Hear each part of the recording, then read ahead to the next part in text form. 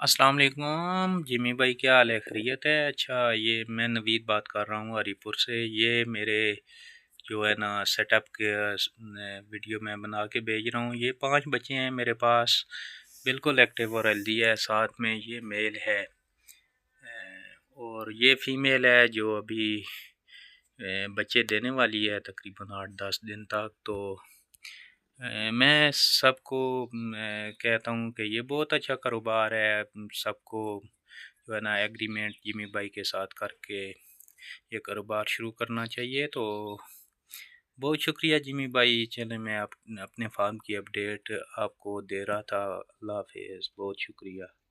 अच्छा दोस्तों, पाकिस्तान के हर शहर में हमारी ब्रांच है। आप जिधर की भी रहने वाले हैं ना, आप मुझे अपना शहर का नाम बताएं नीचे कमेंट में, तो आप मैं ब्रांच का नंबर देता हूँ। आप वहाँ जाकर मेरे ब्रांच का विजिट कर सकते हैं। जिस तरह आपको जगह जगह टेलर मोबिलिंग जोंग वगैरह के टावर नजर आ रहे हैं ना, इस तरह पाकिस्तान के हर कोने कोने में हमारे फार्म बने हुए, जाके वहाँ बेच सकते हैं। लेकिन बेहतर यह है कि 0300 294 94 94 मुझे व्हाट्सएप पर अपना नाम और शहर का नाम भेजिए, तो आपको सारी मालूमात भेज दूंगा। और इधर कमेंट में भी आप अपने शहर का नाम लिखें।